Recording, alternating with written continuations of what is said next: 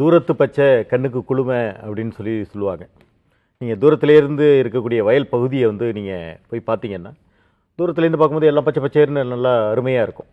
பட்ஜெட்டினுடைய பார்வை இப்போ அப்படி தான் இருக்குது. கிட்டக்க போன பிறகு தான் அலோகேஷன்ஸ்லாம் வந்த பிறகு தான் அதில் பயிர் எவ்வளோ இருக்குது, களை எவ்வளோ இருக்குது அப்படின்னு தெரியும் நமக்கு. அநேகமாக பயிர்கள் கம்மியாக இருக்கிறதுக்கான வாய்ப்புகள் அவர்களுடைய முன்னறிக்கையில் தெரியுது.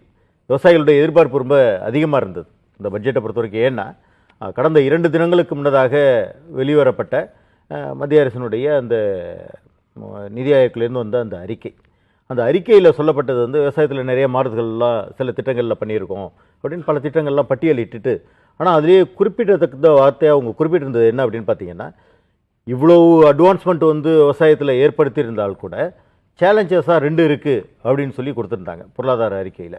அது என்ன அப்படின்னா, ஒன்று வந்து விளைச்சல், இன்னொன்று வருமானம். இது 2 தான் விவசாயத்துக்கு ஆதாரம்.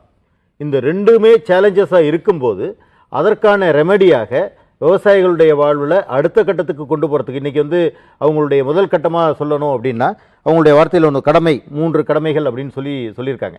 அதில் 3வது கடமையாக அவங்க சொல்லியிருக்கிறது, focus on increasing farm products and entrepreneurship with special attention to small and or marginal farmers அப்படின்னு சொல்லியிருக்காங்க.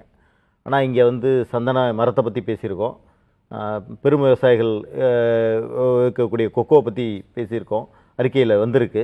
ஆனால் சாதாரண நடுத்தர விவசாயிகளுடைய என்ன இருக்குது, நமக்கு என்னென்ன எதிர்பார்த்தோன்றதை நம்ம பின்னாடி சொல்லுவோம்.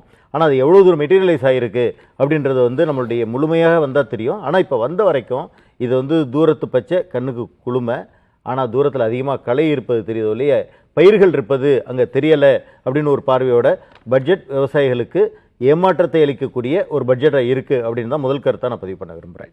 இல்லை 3 கடமைகளில் அவங்க 3வது கடமையாக சொன்னது சப்கா சாத் சப்கா விகாஸ் அப்படின்னு சொன்னாங்க. எல்லாருக்கும் எல்லாமும் கிடைக்கணும் அப்படின்னு. அந்த மாதிரி இல்லை அப்படின்றீங்களா? ஆமாம், விக்ஷித் பாரத்தினுடைய நோக்கமாக அதை சொல்கிறாங்க. 2047 சுதந்திரமடைந்த இந்தியாவினுடைய 100 ஆண்டு காலத்தில் வந்து எப்படி பாரதம் இருக்கணும் அப்படின்னு சொல்லி நாங்கள் பல விஷயங்களை கேட்டிருக்கோம்.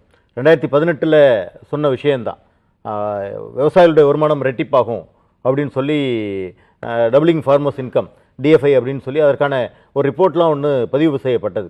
ஆனால் அந்த ரிப்போர்ட்டினுடைய அறிக்கை 2022 விவசாயிகளோட வருமானம் இரட்டிப்பாகும் அப்படின்னு சொன்னாங்க. இன்னைய வரைக்கும் ஆகலை.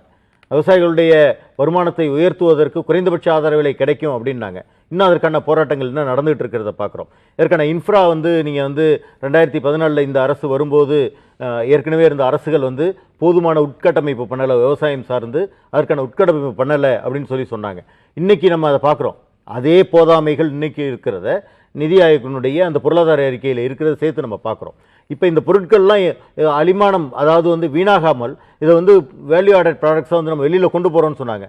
அதுலேயும் இன்னும் போதாமைகள் இருக்கிறது இந்த நிதி ஆயோக்கோட அறிக்கையில் பார்க்குறோம். அப்போ இந்த வார்த்தைகள் எல்லாமே வருது. விக்ஷித் பாரத் நமக்கு வந்து இன்றைக்கி வந்து நீங்கள் விவசாயம் சம்பந்தமான பிஎம் கிசான்லேருந்து நீங்கள் வந்து பல்வேறு வார்த்தைகள் வந்து நமக்கு வந்து ஹிந்தியில் கொடுக்கப்பட்டிருக்கு. நம்ம தமிழாக்கம் பண்ணி பார்த்தா அழகான வார்த்தையாக தான் இருக்குது. ஆனால் வார்த்தைகளில் இருக்கக்கூடிய அழகு இங்கே செயல்பாடுகளில் அல்லது விவசாயிகளுடைய வாழ்வாதாரத்தில் இந்த மாற்றத்தையும் ஏற்படுத்தலை. நம்ம அதுதான் பார்க்க விரும்புகிறோம். இந்த செயல்பாடுகள் எங்கே வந்து முற்றுப்பெறும் அப்படின்னு பார்த்தா, விவசாயிகளுடைய வருமானம் ரெட்டிப்பாயிருக்கா? ஆகலை. விவசாயிகளுடைய வருமானம் என்ன? இன்றைக்கி குறைந்தபட்சம் ஒரு 5 ஏக்கர் நிலம் வைத்திருக்கக்கூடிய ஒரு சாதாரண விவசாயிக்கு ஒரு 2 போகம் சாகுபடி பண்ணக்கூடிய வாய்ப்பு இருந்து அப்படி பண்ணுனா வருட வருமானம் 1 லட்சத்துலேருந்து 1,20,000 ரூபாய். சராசரியாக மாதம் 10,000 பணத்தை வைத்துக்கொண்டு ஒரு குடும்பத்தை இன்றைக்கு நடத்த முடியுமா? இன்றைக்கு இருக்கக்கூடிய கெப்பாசிட்டி, அதற்கான விலைவாசிகளுடைய உயர்வு, இதெல்லாம் ஒரு பக்கம். இதெல்லாம் இதுக்கு இருக்கா? அதே பக்கம் என்னென்னா, நீங்கள் விலைகள் உயர்வதற்கான வாய்ப்புகள் ஒரு பக்கம் உருவாக்கி கொடுத்துருக்காங்க. நீங்கள் எம்எஸ்பி, நீங்கள் அஷ்யூர்டு எம்எஸ்பி நம்ம கேட்குறோம். ஆனால் இவங்க கொடுத்துருக்கிற எம்எஸ்பியில் இருக்கக்கூடிய முரண்பாடுகளை நம்ம இங்கே பார்க்க வேண்டிய அவசியம் இருக்குது.